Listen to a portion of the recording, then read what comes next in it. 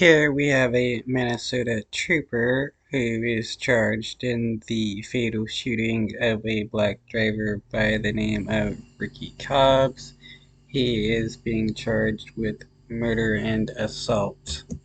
Those who have spent years studying police use of force prosecutions and even the public details of the Ricky Cobbs shooting had trouble predicting whether charges would be filed. I would say that this case has kind of been a close call all along, and so I didn't have a strong expectation one way or another. University of St. Thomas School of Law professor Rachel Moran says even though the three charges Trooper Ryan Londrigan now faces range from murder down to assault, she says they're all related. The underlying allegation in all three charges is that the officer should not have fired into the vehicle. What they're really saying is he did not have the right to use deadly force in this situation. And Hennepin County Attorney Mary The cops always think they have the right to use deadly force in pretty much any situation, no matter what it is.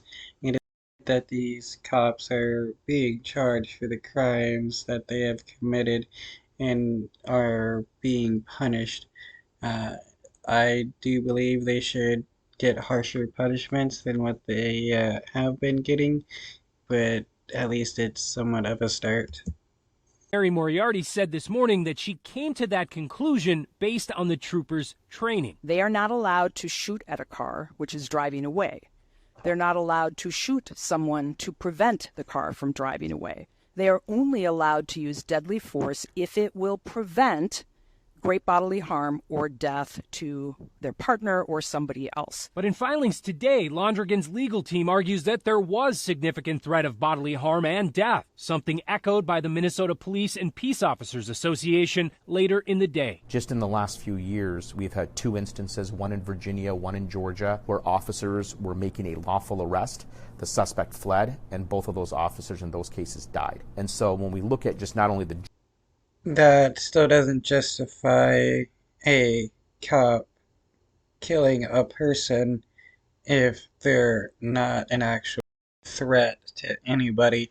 You can't be like, in the past this happened, so in the future these people are all justified in a certain behavior.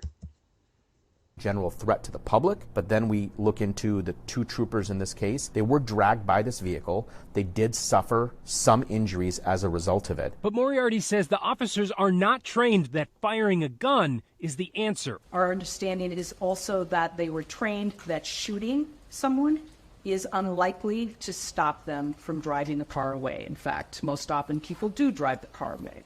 So our determination was it was not a necessary use of force to prevent great bodily harm or death by that officer, Londrigan, or his partner. But despite vowing early in the investigation to consult a use of force expert in making that decision, Moriarty said today that was not the case. We were able to determine that charges were appropriate in this charge without the use of an expert. The fact that there is no expert tells me that there's likely no expert that would agree with her conclusion that the officer should be charged with murder. Professor Moran says whether or not that's the case could prove pivotal if and when the case goes to trial. Because the defense will probably find an expert or multiple experts who say this use of force was justified. Will the state have someone?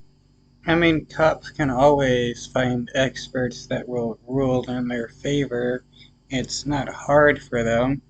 It's just like when police do internal investigations, and lo and behold, like 9 times out of 10, it's shown that the cops are justified in whatever action or behavior that they've committed.